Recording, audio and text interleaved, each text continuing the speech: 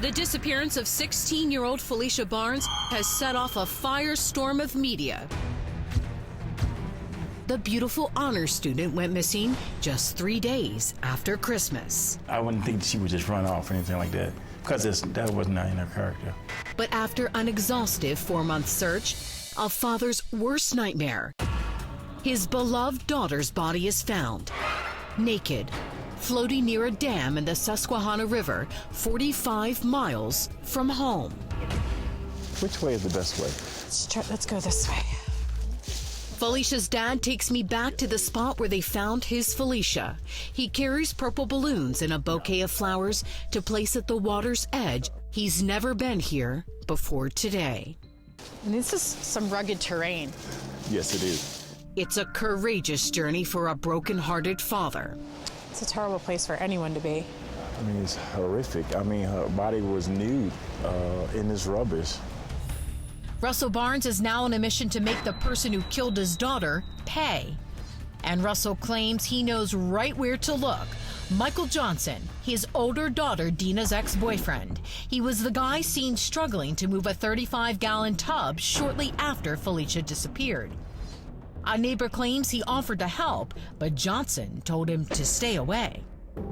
But he was struggling, and the theory goes that Phylicia's body was in that box.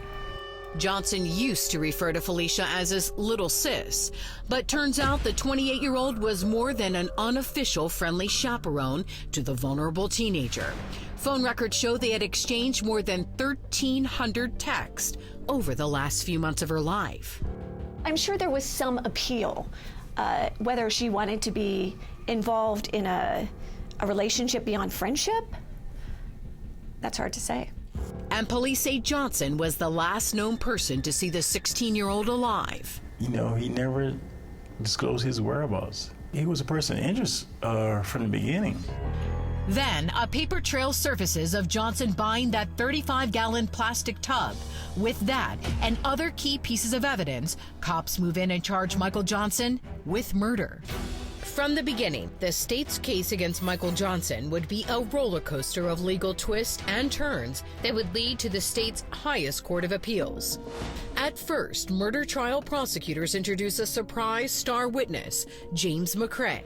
McCrae testifies Michael Johnson called him to his apartment and asked him to help get rid of Phylicia's body.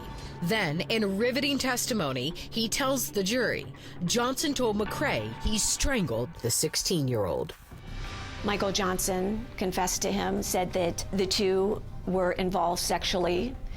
Phylicia wouldn't stop crying, and Michael Johnson put a pillow over her face and suffocated her. And he didn't know what to do with the body, and he called James for help in getting rid of the body. But Johnson never wavers from maintaining his innocence. His attorneys point to cracks in the prosecutor's case, including there's no DNA against him. The jury, though, doesn't buy Johnson's defense. It finds him guilty of second-degree murder. Investigative reporter Joy LaPola from our Baltimore affiliate Fox 45 says the judge stunned the courtroom. We came back for sentencing, and the verdict was thrown out because of James' testimony, because the state didn't turn over all the information they were supposed to the defense, and it cost him the case. It had to be devastating. It was devastating. The trial was pretty much a real circus. During Johnson's retrial, prosecutors wanted to prove there was a dangerous turning point in the relationship between the defendant and the teenager just before she died. The video, I think that was a bombshell. That video is described as a sex tape. On it, Michael Johnson, his brother, Phylicia, and a fourth person. That person, believe it or not, Phylicia's older sister, Dina. It was shocking. I mean, this is a young girl. This is a 16-year-old girl on a sex tape with a grown man and his grown brother and her grown sister. They were intoxicated. They were partially nude.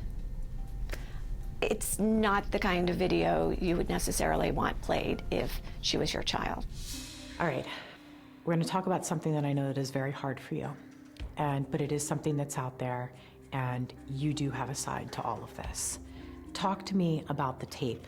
Yeah, I mean, I feel like ultimately, no matter what the public may think or what people think, we need to just keep on that path for justice for her.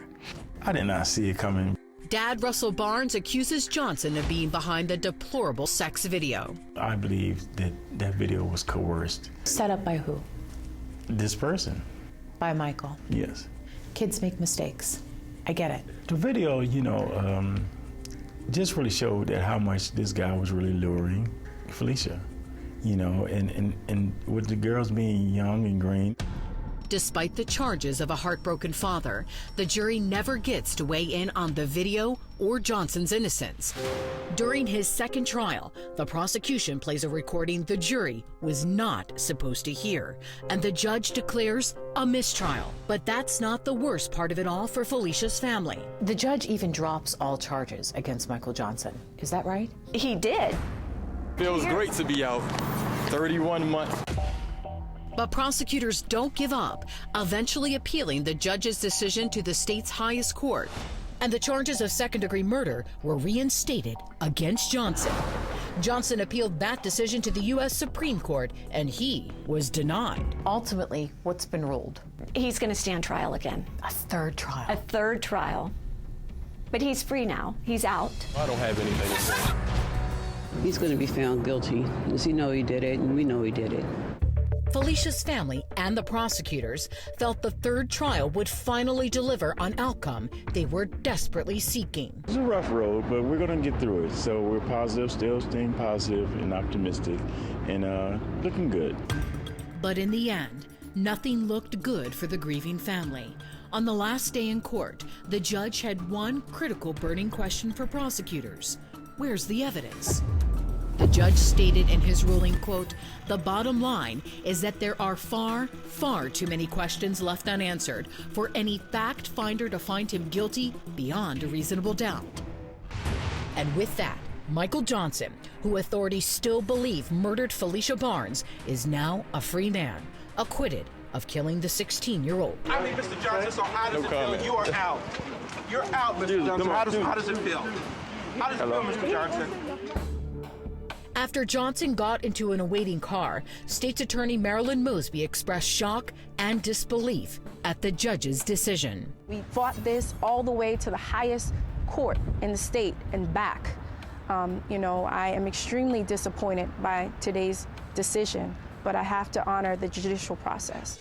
But the Barnes family is left only to honor a higher power. If he's not found guilty now, we still have to pay for it with the Lord, so, we'll be okay. An interesting note on this story, Johnson asked for his case to be heard by a judge, not tried by a jury. The move making sense, since Johnson was convicted by a jury in his first trial and then acquitted by a judge the second time around. This third verdict of not guilty cannot be appealed. I'm Chris Hansen. If you like this story, make sure you tune in every day to Crime Watch Daily. You can find where the show airs in your city at crimewatchdaily.com.